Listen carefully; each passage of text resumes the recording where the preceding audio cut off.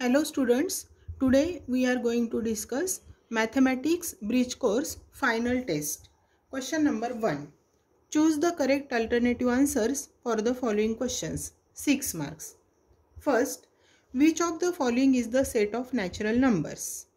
If you observe these 4 options, then option B is the correct answer. 1, 2, 3, 4 up to infinity. It is a set of natural number. So its correct answer is option B. Second question. If p is equal to 3, then find the value of the polynomial p square minus 9. आता याच्यामध्ये जर आपण p ची value 3 ठेवली तर आपल्याला 3 square minus 9 असं मिळेल.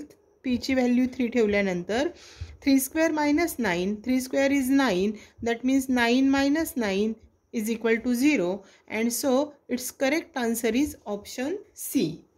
Third question, x plus y is equal to 4 is the linear equation in two variables, and when x is equal to 2 then the value of y is dash. हे जे equation आहे x plus y is equal to 4, याच्यामध्ये x ची value जर आपण 2 ठेवली तर 2 plus y is equal to 4 असे इक्वेशन आपल्याला मिळेल. हा 2 राईट साईडला नेला तर 4 मधून मायनस होईल. y is equal to 4 minus 2 मिळेल. Therefore y is equal to 2, and so option D is its correct answer. Fourth question, if all pairs of adjacent sides of a quadrilateral are congruent, then it is called dash. क्वाड्रिलॅटरलच्या ॲडजसंट साईडच्या सगळ्या pairs congruent आहेत, म्हणजेच आपल्याला असं सांगता येईल की त्याच्या ऑल साइड्स कॉन्ग्रुएंट आहेत, आणि म्हणून आपल्याला ऑल साइड्स कॉन्ग्रुएंट असलेला क्वाड्रिलॅटरल म्हणजे rhombus, and so it's correct answer is option D. Fifth, how many lines are determined by 3 distinct points? If 3 distinct points are collinear like this, then there is only one line passing through these 3 points, and if 3 distinct points are non-collinear, then there are 3 lines passing through these 3 points, and so its correct answer is 1 or 3, option C. Sixth question, if two sides of a triangle are 5 cm and 1.5 cm, the length of its third side cannot be. Here we have to use the property that the sum of any two sides of a triangle is always greater than third side. मग ह्या ज्या 4 option मध्ये sides दिलेल्या आहेत त्यातली कुठली अशी side आपण घेतली की त्या दोन साइडची सम ही थर्ड साइड, आता ग्रेटर साइड ही 5 सेंटीमीटर आहे, हिच्यापेक्षा मोठी यायला पाहिजे. मग जर आपण थर्ड साइड 3.7 घेतली आणि याची आणि 1.5 ची ॲडिशन केली तर 5.2 येते, विच इज ग्रेटर दॅन 5. आपल्याला विचारलंय की the length of it's side cannot बी, म्हणजे कोणती असू शकत नाही. मग ही असू शकते 4.1 घेतली तर 1.5 प्लस 4.1 केलं तर 5.6 ग्रेटर दॅन थर्ड साइड मिळते ॲडिशन. या दोघांची ॲडिशन जर केली तर 1.5 प्लस 3.8 केलं तर 5.3 ग्रेटर दॅन थर्ड साइड मिळते, 5 सेंटीमीटरपेक्षा ग्रेटर मिळते. 3.4 जर आपण घेतली तर 1.5 प्लस 3.4 आपल्याला त्याची ॲडिशन मिळते 4.9, which is not greater than third side. 5 सेंटीमीटरपेक्षा ती लेस मिळते, म्हणजे ही साइड असू शकत नाही. क्वेश्चन विचारला की if two sides of triangles are 5 centimetre and 1.5 centimetre, the length of its third side cannot be 3.4 centimetre. So option D is the correct answer. कारण 3.4 centimetre आपण व्हॅल्यू घेतली तर दोन साइडची सम तिसऱ्यापेक्षा मोठी मिळत नाही, आणि त्यामुळे ती ट्रायंगलची साइड असू शकत नाही. Now question number 2, solve the following sub questions, 4 marks. First, find the geometric mean of 2 and 8. आता geometric mean सपोज आपण x मानला तर x square is equal to 2 into 8, that is equal to 16. Taking square root of both sides, x is equal to 4, and so geometric mean of 2 and 8 is 4. Second question, factorize x square minus 25. याचे factors करताना आपण 25 स्क्वेअरच्या फॉर्ममध्ये लिहू शकतो 5 square. X square minus 5 स्क्वेअरचा expansion आपण a square minus b स्क्वेअरचा formula जो आहे ए प्लस बी ए मायनस बी, हा एक्सपान्शन फॉर्म्युला यूज करून आपण याचे फॅक्टर्स लिहू शकतो. x + 5 x - 5. Third question. The measure of one of the angle of a parallelogram is 40 degree. Then find the measure of its adjacent angle. We know that adjacent angles of parallelogram are supplementary. That means their addition is 180 degree. मग त्यातला एक angle 40 degree दिलेला आहे, तर दुसऱ्याचं major किती येईल? 180तनं 40 degree minus केले की ॲडजस्टंट अँगलचं मेजर आपल्याला मिळेल 140 degree. Fourth question. In triangle PQR, if angle R is greater than angle Q, then which of the following statement is true? Here angle R is greater than angle Q. Angle R ची opposite side आहे PQ आणि angle Q ची opposite side आहे PR. मग जो angle मोठा आहे त्याची opposite side मोठी असेल. So option B is the correct answer. Angle R is greater than angle Q, therefore R ची opposite side PQ and he greater येईल Q च्या opposite side पेक्षा म्हणजे PR पेक्षा. Now question number 3. Solve the following sub questions. 14 marks. First, if A upon B is equal to 5/3, then find the value of A plus B upon A minus B. आता हे given ratios जो आहेत, equal ratios दिलेले आहेत आपल्याला, त्याच्यावरून ही value find करण्यासाठी आपल्याला या दिलेल्या रेशोवर कॉम्पोनंट डिव्हिडंड प्रॉपर्टी यूज करायला लागेल. Therefore A upon B is equal to 5/3 which is given. By component dividendo we can write, दोन्ही साइडवर आपण ही प्रॉपर्टी यूज करणार. लेफ्ट साइडला आपल्याला मिळेल न्यूमरेटरमध्ये डिनॉमिनेटर ॲड करायचा आणि न्यूमरेटरमधून डिनॉमिनेटर मायनस करायचा. Therefore A + B upon A minus B is equal to, same आपण राईट साइडला पण करणार, 5 + 3 upon 5 - 3 that is equal to 5 + 3 केलं तर 8 मिळेल आणि 5 - 3 केलं तर 2 मिळेल. सिम्प्लिफाय केलं तर 2 × 1 = 2, 2 × 4 = 1 and therefore A plus B upon A minus B is equal to 2/1 किंवा नुसता 2 लिहिला तरी सुद्धा चालेल. Second question. Write 2 solutions of the equations x + y is equal to 7. आता हे गिवन इक्वेशन आहे x + y is equal to 7. याच्यामध्ये आपण xच्या वेगवेगळ्या व्हॅल्यू सबस्टिट्यूट करू शकतो मनाने आणि yची व्हॅल्यू फाइंड करू शकतो. असे तुम्हाला इन्फिनिट सोल्युशन्स मिळतील. सपोज तुम्ही एक्सची व्हॅल्यू 1 ठेवली, इथे 1 ठेवली तर हा 1 इकडे जाऊन मायनस होईल, 7 - 1 6 मिळेल, म्हणजे 16 हे एक सोल्युशन मिळू शकेल. एक्सची व्हॅल्यू समजा 2 ठेवली तर हा 2 इकडे जाऊन मायनस झाला की वायची व्हॅल्यू 5 मिळेल, 2 5 मिळेल. किंवा एक्सची व्हॅल्यू तुम्ही 6 ठेवली तर y 1 मिळेल, एक्सची व्हॅल्यू तुम्ही 5 ठेवली तर y2 मिळेल. असे तुम्हाला इन्फिनिट सोल्युशन्स मिळू शकतात. त्यातले कुठलेही 2 सोल्युशन्स तुम्ही लिहू शकता. Third question. Find the factors of the polynomial x² - 3x - 28. आता याचे फॅक्टर्स काढण्यासाठी आपल्याला ही जी कॉन्स्टंट टर्म आहे -28 ही आपल्याला 2 नंबरच्या प्रॉडक्टच्या फॉर्ममध्ये लिहायची आहे, ज्यांचा प्रॉडक्ट 28 आला पाहिजे आणि त्या 2 नंबर्सची सम किंवा त्यांच्यातला डिफरन्स 3 आला पाहिजे. मग असे 2 फॅक्टर्स आपल्याला 28चे मिळतात. 7 4 = 28. इथे प्रॉडक्टला मायनस साईन आहे, म्हणजे एक तरी नंबर दोन्हीपैकी मायनस असला पाहिजे. मग इथे मिडल टर्मचं साईन बघायचं, ते मायनस आहे. जे मिडल टर्मचं साईन आहे ते मोठ्या नंबरला द्यायचं, म्हणजे ग्रेटर नंबरला मायनस साईन येईल आणि स्मॉलर नंबरला प्लस साईन येईल. आता चेक करूया आपण. प्लस मायनसचा प्रॉडक्ट मायनस येतो. 7 4 = 28, -28 आले आणि -7 + 4ची ॲडिशन -3 येते बरोबर. मग आता ही मिडल टर्म आपण स्प्लिट करूया ह्या 2 नंबर्समध्ये.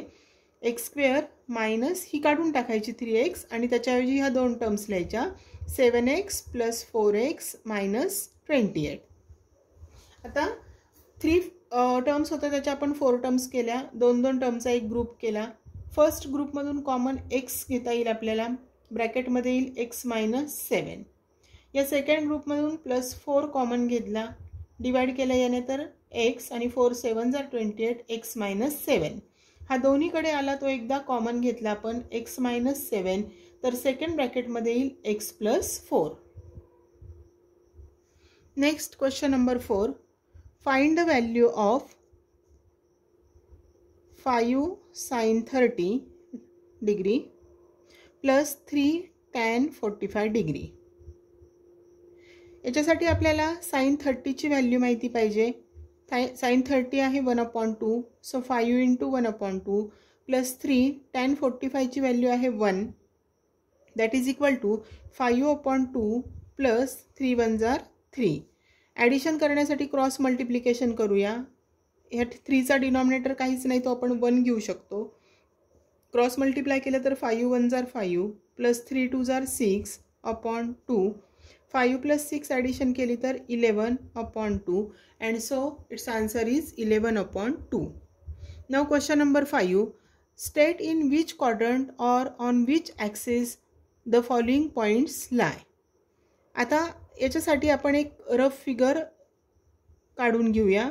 ही कोऑर्डिनेट सिस्टीम आपण तयार केली तर याचे 4 क्वाड्रंट्स तयार होतात, 1 2 3 आणि 4. हे समजण्यासाठी केलेलं आहे, हे सोल्युशनमध्ये लिहिण्याची गरज नाही, फक्त तुम्हाला हे आन्सर कळण्यासाठी आपण हे क्वाड्रंट्स काढलेले आहेत. फर्स्ट क्वाड्रंटचे साईन असतात plus plus, second quadrant minus plus, third quadrant minus minus and fourth quadrant plus minus. आता फर्स्ट पॉईंट आपल्याला विचारलेला आहे A12 0. 12 0 म्हणजे त्याचा x कोऑर्डिनेट 12 आणि y कोऑर्डिनेट 0 आहे. So first point lies on x axis. याचा आन्सर येईल फर्स्टचं A12 0. This point will lie on x axis because it's y coordinate is 0. Now second point is B -5 -2. Minus minus हे third क्वाड्रंटचे sign आहे. So this point lies in third quadrant. Third point is given C 2 10. Its signs are plus plus, that means in first quadrant. So its answer is in first quadrant. Fourth point is D 15 -18. Plus and minus sign fourth quadrant से असतात. So this point lies in fourth quadrant.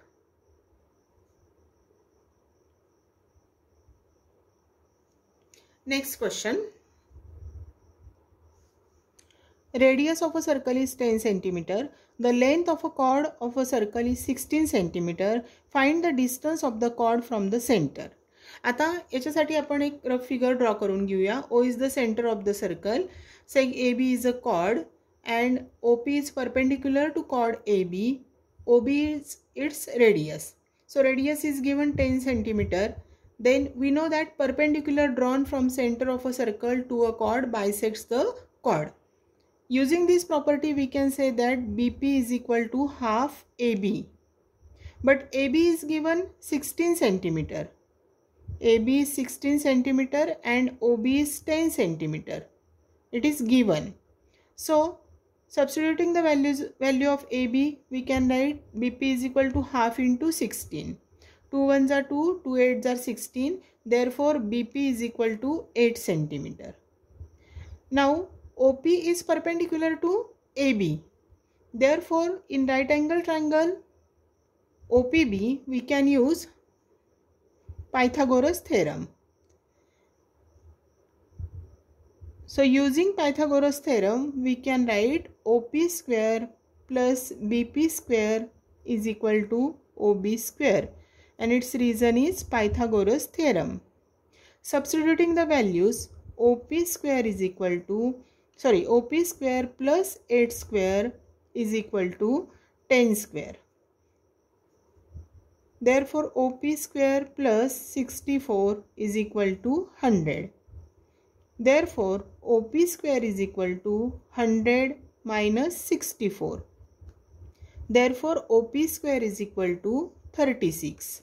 Now taking square root of both sides, OP is equal to 6, and therefore the distance of the chord, this is the distance of the chord from the center. So last answer is the distance of the chord from the center is equal to 6 centimetre.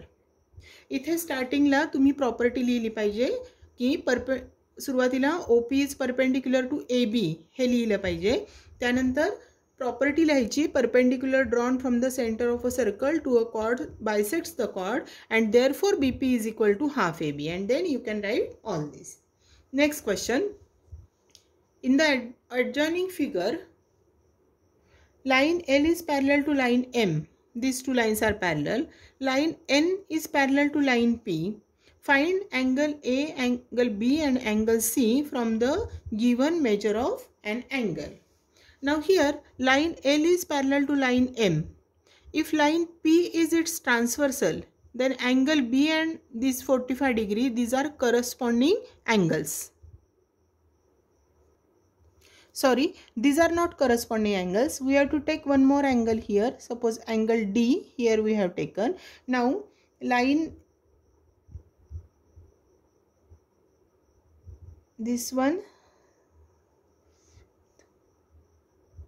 7th question. Line L is parallel to line M. It is given. Line L is parallel to line M and line P is its transversal. Then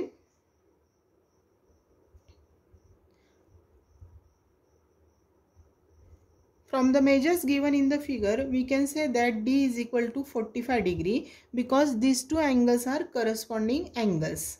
So its reason is corresponding angles. D is not asked to find, but हा angle D घेतल्याशिवाय आपल्याला पुढचे angles काढता येणार नाही, म्हणून आपण इथं याचं मेजर D घेतलं. Now D and B are angles in linear pair, so their sum is 180 degree. Therefore we can say that D plus B is equal to 180 degree. Reason, angles in linear pair.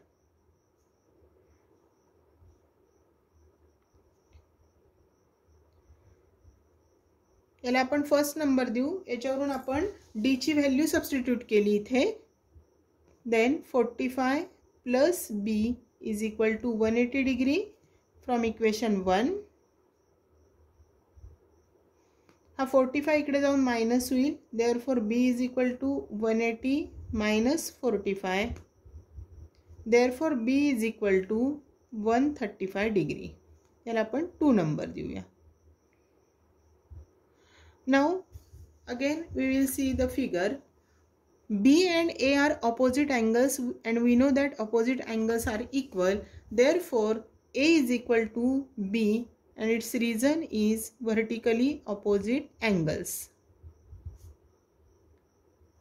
But from equation 2, value of B is 135.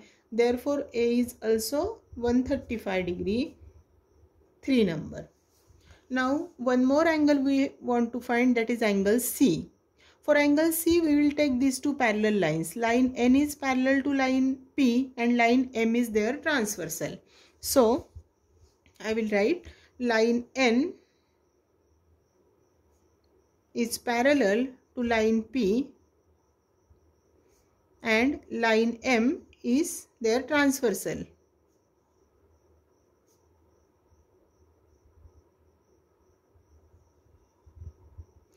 आता या दोन parallel sides आणि ही lines आणि ही transversal असेल तर A आणि C हे alternate interior angles होतात आणि अल्टरनेट अँगल्स हे इक्वल असतात. Therefore C is equal to A. Reason, alternate angles. आणि फ्रॉम इक्वेशन 3 आपल्याला A ची व्हॅल्यू 35 मिळालेली आहे. Therefore angle C is equal to 35 degree from equation 3. म्हणजे लास्ट आन्सरमध्ये आपल्याला अँगल A चं मेजर मिळालेलं आहे 135 डिग्री. अँगल B चं मेजर आपल्याला मिळालं आहे 135 डिग्री आणि अँगल C चं मेजर मिळालेलं आहे 135 डिग्री. इथे सगळीकडे आपण अँगल लिहूया. त्याला अँगल ABCD त्यांना आपण अँगलचं साइन लिहून घेऊ. Okay. Now let us start next question. Question number 4. Solve the following sub questions, 6 marks. First, solve the following simultaneous linear equations. यामध्ये आपल्याला 2 सायमल्टेनियस इक्वेशन्स गिवन आहेत. 2x + 3y = 18 याला आपण फर्स्ट नंबर दिला आणि x + y = 7 याला 2 number दिला. आता हे सायमल्टेनियस इक्वेशन सॉल्व करण्यासाठी आपण x किंवा y चा व्हेरिएबल x किंवा y चा कोएफिशियंट सेम करून घेतला पाहिजे.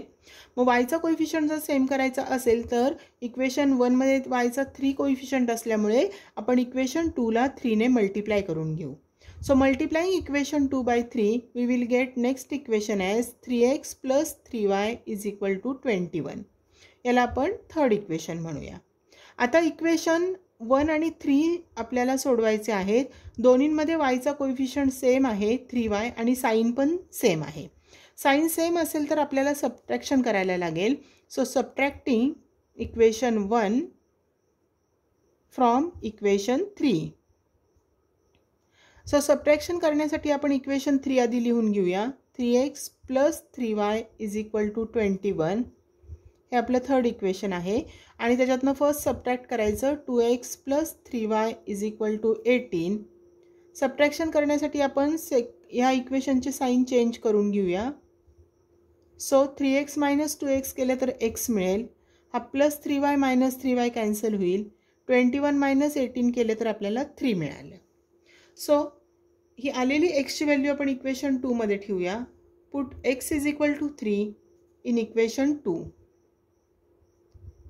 त्यासाठी आपले इक्वेशन 2 आहे x + y = 7. हे सेकंड इक्वेशन आहे. याच्यामध्ये x ची व्हॅल्यू 3 ठेवली तर 3 + y = 7. Therefore y = 7 - 3. Therefore y = 4. And so we got the solution as solution is x ची व्हॅल्यू आपल्याला 3 मिळाली आणि y ची 4 मिळाली. So solution is 3, 4. Now last question.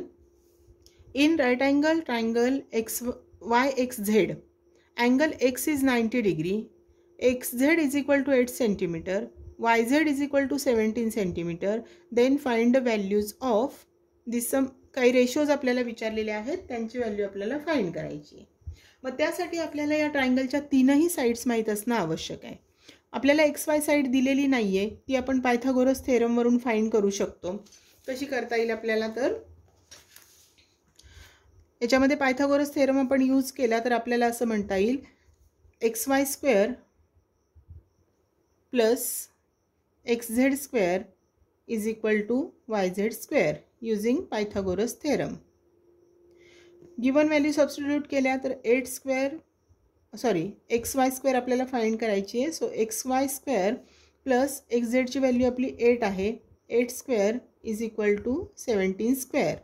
याचं reason these values are given. Square केलं आपण तर xy² + 64 = 289. हा 64 इकडे जाऊन मायनस होईल. 289 - 64. सबट्रॅक्शन केलं तर xy² = 225 मिळाले. Taking square root of both sides xy = 15 मिळाले. ही व्हॅल्यू आपल्याला आता 15 मिळाली आहे. आता आपण हे सगळे रेशोज फाइंड करू. फर्स्ट आपल्याला विचारलेलं आहे साइन y. हा y अँगल ॲक्यूट अँगल विचारात घ्यायचा. Sine ratio means opposite side upon hypotenuse. Opposite side means xy upon hypotenuse is yz. xy 8 आहे आणि yz 17 आहे. So sine y = 8/17. Next ratio आपल्याला विचारलेला आहे कॉस y. कॉस रेशो म्हणजे काय तर adjacent side upon hypotenuse yz. Adjacent side xy आहे 15. So answer is 15/17.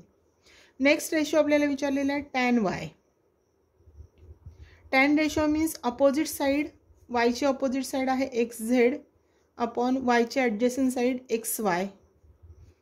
किमती ठेवल्या त्यांच्या तर 8/15 मिळेल. नेक्स्ट रेशो आहे साइन z. आता आपण हा ॲक्यूट अँगल विचारात घेणार झेडचा.